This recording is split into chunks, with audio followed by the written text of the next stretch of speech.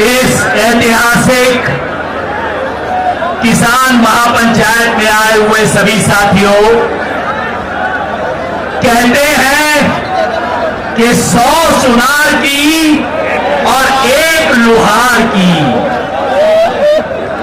पिछले 100 दिन से सरकारी और दरबारी लोग कह रहे थे ये आंदोलन तो ढीला पड़ गया जी, ढीला पड़ गया।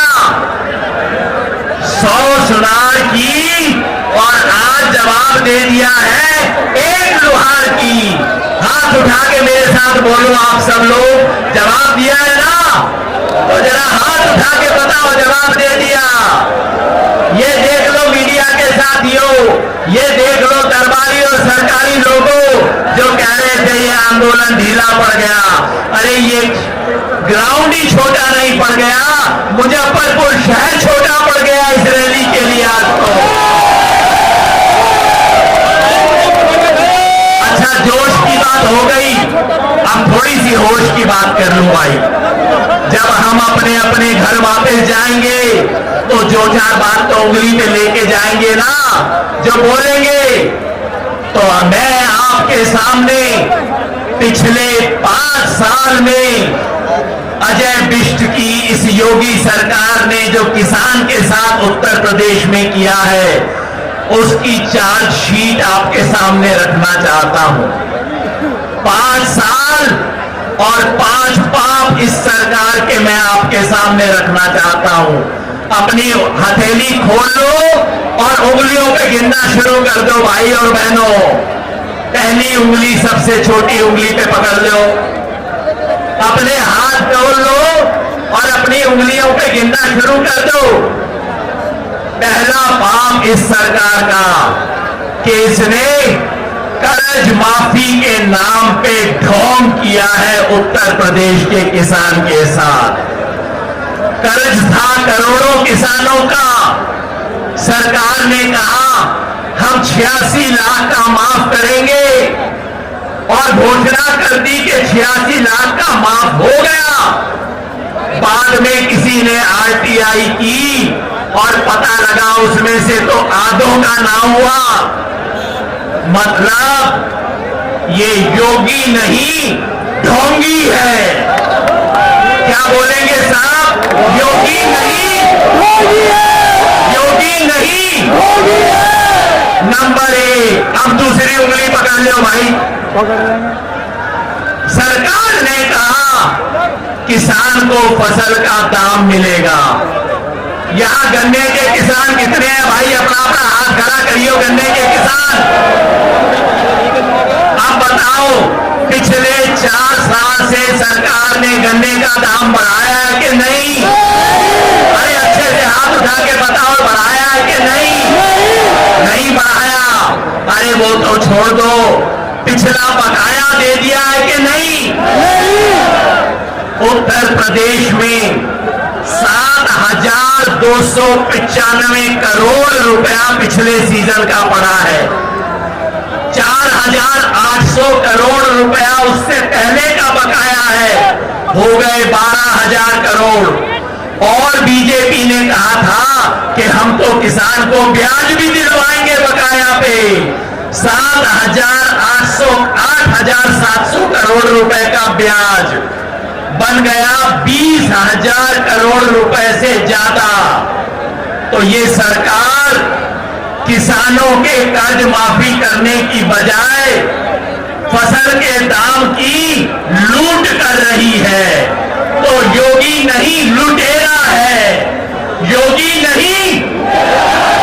अरे जम के बोलो, योगी नहीं, योगी नहीं।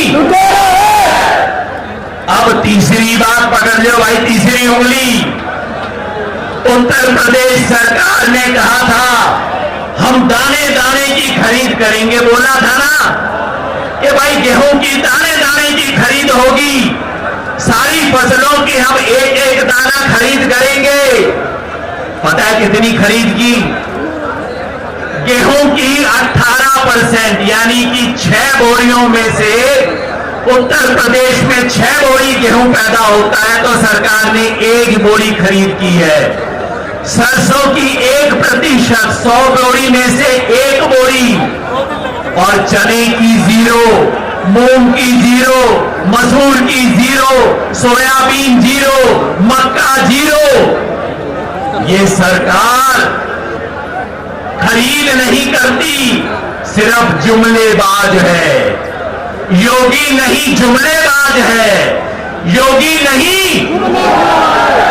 पीछे से आवाज ना आई मेरे को भाई, योगी नहीं। अब चौथी उंगली पकड़ लीजिए।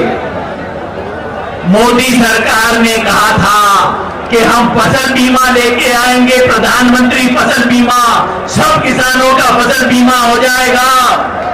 उत्तर प्रदेश में सन 2017 में जब योगी सरकार आई, तब 72 लाख किसानों का बीमा था, और आज कितने का है? पिछले साल 72 लाख से बढ़ना था, हो गया 72 का घट के 47। और इतने में क्या हुआ?